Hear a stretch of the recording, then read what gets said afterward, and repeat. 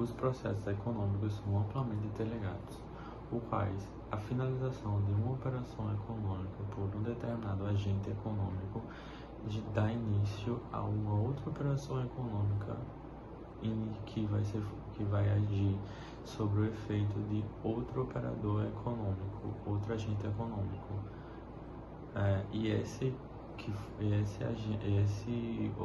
Essa operação que foi iniciada por outro determinado operador econômico vai gerar efeitos sobre outros diversos agentes econômicos, iniciando assim uma cadeia de processos econômicos em um determinado país ou localidade.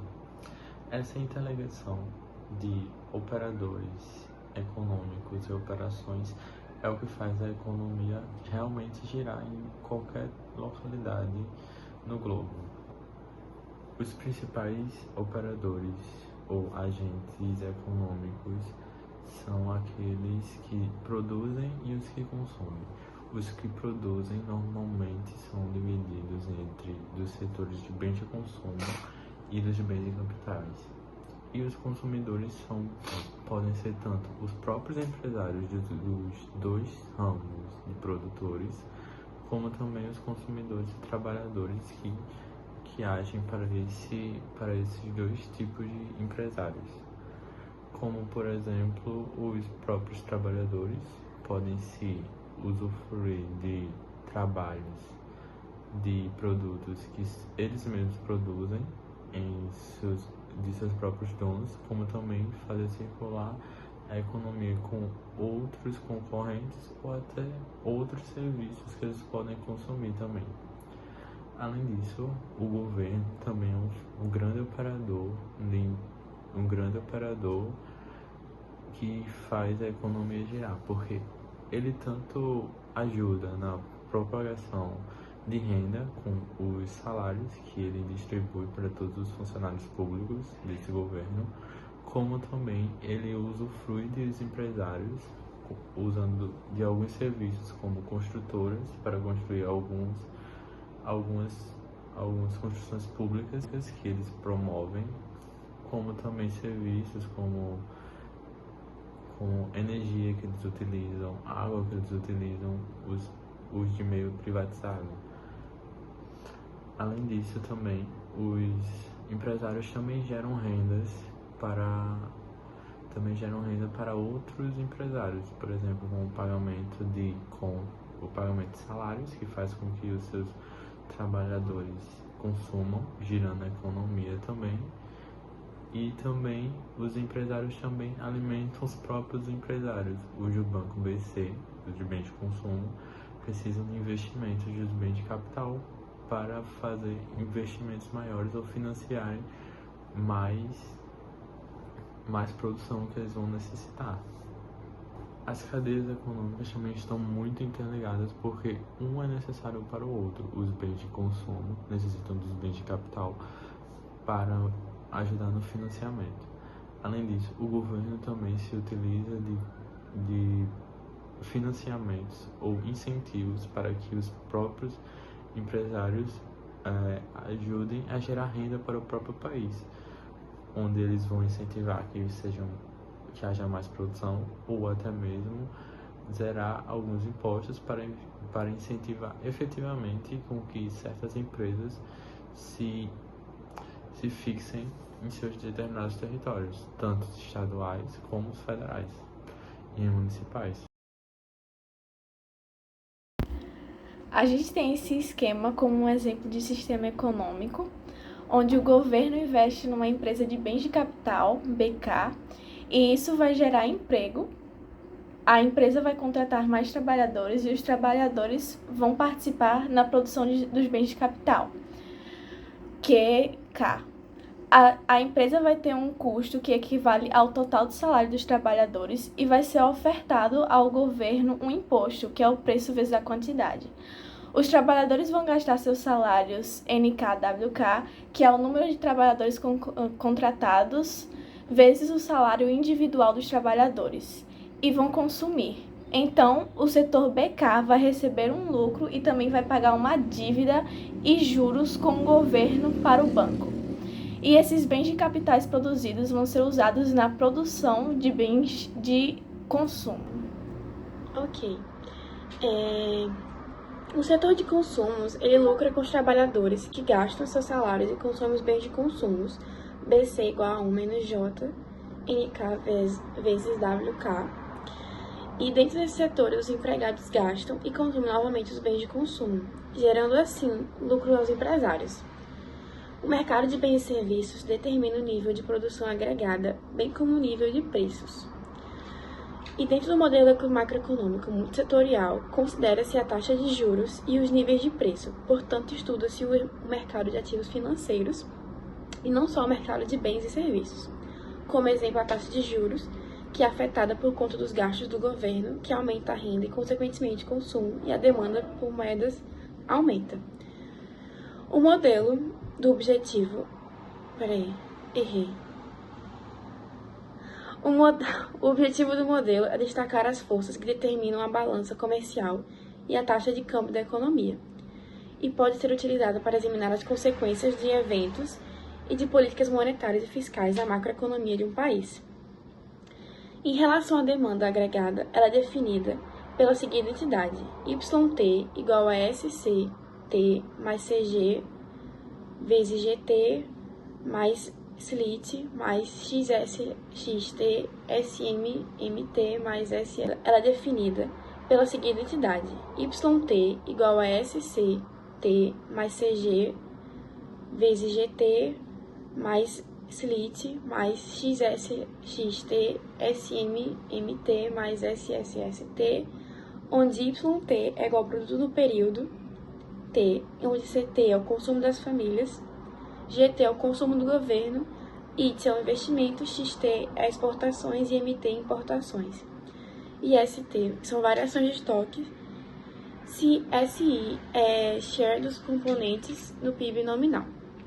A partir das previsões para cada componente desagregado da demanda, teríamos o Produto Nacional, o PIB. No entanto, é muito difícil encontrar uma especificação econométrica para os dados das variações de estoques para a economia brasileira, pois estes componentes representam também erros estatísticos, e todas as vezes outras variáveis são obtidas através de modelagens econômicas. Desta forma, utiliza-se outra abordagem para se obter o PIB, que pode ser descrita como pela ótica da oferta. E o PIB pode ser desagregado em 4 grupos: na agropecuária, indústria, serviços e impostos. E a partir dessas previsões de cada componente, chega-se ao valor do PIB. 90% dos brasileiros ganham 3.500, enquanto que 1% da população estão com a maior renda. Também há o desemprego, tendo como suas causas as crises econômicas, falta de qualificação e automatização de mão de obras, entre outras. Usando o Brasil como exemplo, há 8,6 milhões de desempregados no país. Isso afeta a economia, já que essas pessoas desempregadas não possuem uma renda fixa, o que acaba diminuindo o consumo. Eu vou falar um pouquinho mais sobre o consumo das famílias. Que o consumo das famílias é o componente de demanda mais relevante, pois ele representa mais de 60% para o PIB. E entre as principais determinantes da dinâmica do consumo são as condições de mercado de trabalho e de crédito. Os ganhos reais obtidos nos últimos anos decorrentes do ciclo de crescimento econômico com estabilidade de preços contribuem para a forte expansão de consumo observada nos últimos anos. E, além disso, a elevação contínua dos gastos do governo através dos gastos com programas sociais e previdências contribuem também para o aumento desse movimento. E, a partir da metodologia adotada pelo Banco Central, definiu-se a massa salarial aplicada, como MSA igual a MR mais BPS mais BP, que MR igual a N vezes RR, onde MR é igual a massa de rendimento de trabalho, BPS é benefício de proteção social, BP são os benefícios providenciários, N é o número de ocupados e RR é o rendimento médio de trabalho. Nessa primeira versão, a gente não utiliza a massa real ampliada, apenas a massa real. Mas na definição da massa substituímos o N pela horas, certo? E Alguns outros fatores de consumo é a taxa real de juros, que para empréstimo de pessoas físicas, médio de trabalho. Nessa primeira versão, a gente não utiliza a massa real ampliada, apenas a massa real. Mas na definição da massa substituímos o N pela horas, certo? E alguns outros fatores de consumo é a taxa real de juros, que para empréstimo de pessoas físicas. E um pouco também sobre a formação bruta do capital fixo, que são os investimentos, é que a formação bruta de capital fixo compreende a observação de bens de capital e a construção civil, o que inclui tanto os valores de produção dos imóveis, residenciais e não residenciais, e as obras de infraestrutura, como também essa forma se contribui para estender a sua vida útil. E foi isso. Bom, eu vou falar um pouquinho agora sobre o papel da política econômica na geração de renda e emprego, englobando gastos públicos, tributação e taxa de juros. A princípio, vale a gente avaliar qual que é a postura do governo brasileiro frente à possibilidade de intervir ou não na economia. A gente sabe que existem correntes de pensamento que diferem com relação a isso, mas, de uma forma geral, a gente tem dois espectros que variam entre posições liberais, que aceitam intervenções pontuais em mercados que funcionam mal, e posições mais intervencionistas, que enxergam no mercado um promotor de desenvolvimento em graus variados. No Brasil, a política fiscal possui raízes históricas profundas, uma vez que coube ao Estado a responsabilidade pela promoção do crescimento econômico ocorrido no Brasil a partir da década de 30, e essa ideia de que cabe ao Estado intervir na economia como uma forma de auxiliar o país a se desenvolver persiste relativamente até os dias de hoje. A partir disso, a gente já pode começar a avaliar fatores como os gastos públicos, por exemplo, para entender melhor como que funciona a política econômica do nosso país e como que ela nos afeta no sentido de renda e de emprego.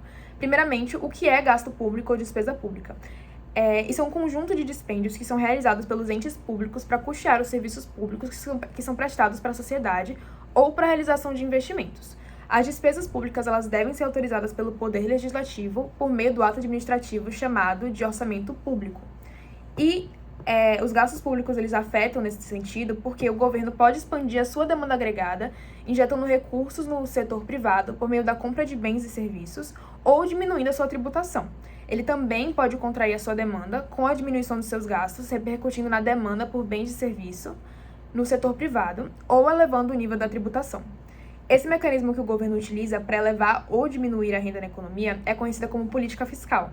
Assumindo que os gastos do governo são um componente da demanda agregada, qualquer alteração representada por eles vai provocar alterações no nível da renda e da economia, dado o efeito multiplicador que essa variação apresenta, uma vez que a produção também deverá variar para atender à modificação da demanda.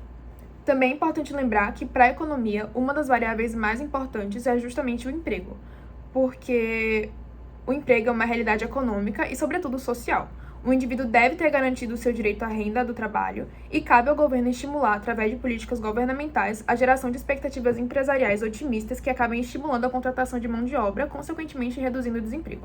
Nesse gráfico, a gente pode perceber uma comparação entre os gastos públicos de 2022 e 2023, e a gente percebe que a maior parte do gasto foi na previdência social, que alcança níveis relativamente semelhantes nos 2 anos. E, além disso, há também um gasto muito grande com assistência social, saúde, educação, trabalho e outros. A partir disso, vale a gente avaliar também o conceito de tributação. Mas o que é tributação? Tributo, no campo das relações entre Estado e cidadão, é toda prestação pecuniária compulsória, não ilícita, e instituída em lei e cobrada mediante atividade administrativa plenamente vinculada. E como que a tributação afeta a gente nas questões de renda e de emprego? Primeiramente, é muito comum a gente observar reações negativas em discussões tributárias que desejam algum aumento nos impostos no Brasil, porque elas alegam que a carga tributária já é elevada e inibe o crescimento econômico. Apesar disso, o Brasil está em um patamar moderado, levando em consideração outros países do grupo das nações mais desenvolvidas, com uma carga tributária de cerca de 34,2% do PIB.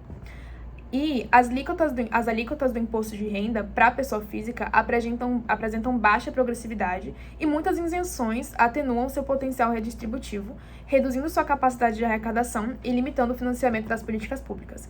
A gente sabe também que existe um constante movimento de isenção de impostos a empresas que visam possibilitar a entrada de empresas em determinadas regiões, podendo assim criar mais mão de obra. É um movimento muito perceptível em determinadas regiões aqui do Nordeste, que acabam incentivando a chegada da indústria até aqui.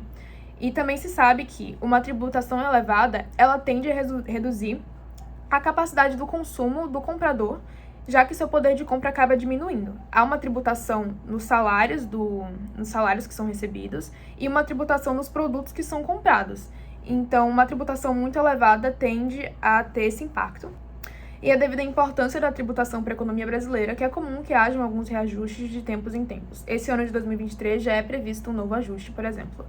Na tabela a gente pode observar a defasagem do imposto de renda, e é perceptível também que a tributação ela varia de cidadão para cidadão, levando em consideração a sua renda e demais fatores. Bom, aí a gente já passa para a taxa de juros. Mas o que é taxa de juros? Juro é a remuneração cobrada pelo empréstimo de dinheiro. É expresso como um percentual sobre o valor emprestado e pode ser calculado de duas formas: juros simples ou juros compostos. O juro pode ser compreendido como uma espécie de aluguel de dinheiro. Assim, a gente entende que, quando uma pessoa ou empresa empresta uma determinada quantidade de capital para outra, a primeira pessoa irá receber uma remuneração por ceder o direito sobre esse capital por um determinado período de tempo. Daí, como que isso influencia na nossa economia? Uma taxa de juros mais elevada tende a reduzir o consumo, porque o crédito e o parcelamento acabam ficando mais caros, e isso afeta diretamente a fabricação de novos produtos e pode acabar por estagnar a economia. As empresas, elas também deixam de financiar a expansão de negócios quando os juros estão muito altos, porque fica inviável e arriscado tomar dinheiro emprestado, e isso afeta diretamente a mão de obra e, consequentemente, o desemprego. Olá, agora eu vou falar algumas propostas para o governo federal brasileiro de como melhorar sua economia, diminuir o desemprego e o combate à fome, acabar o máximo que conseguir com o problema da fome. E eu acho que a única saída que se pode ter com isso é o socialismo. Brincadeiras à parte, vamos voltar realmente à apresentação. Eu dividi em algumas propostas.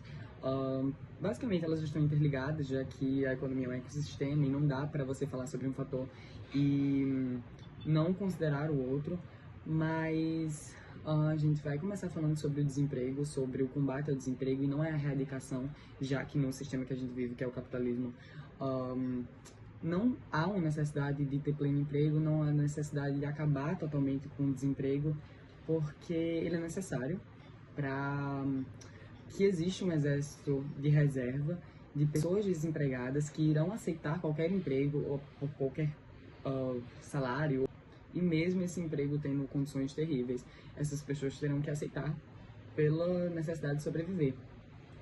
Então, ele precisa ter esse exército tanto para as pessoas não se demitirem e irem para outro emprego, para não ter essa opção, realmente. E se precisa ter pessoas desempregadas no capitalismo, mas a gente pode trabalhar para a diminuição do desemprego. Algumas propostas vão ser apresentadas aqui por mim, e eu vou já juntar com o combate à fome e com a melhora da economia brasileira. A primeira proposta é a retomada do investimento público, sendo a revogação do teto de gastos algo necessário, porque é algo que impede o investimento público, principalmente no desenvolvimento da infraestrutura do país, já que a gente está falando aqui em outras áreas também, mas já que a gente está falando especificamente para a geração de emprego, o desenvolvimento de infraestrutura seria algo realmente muito bom na geração de emprego.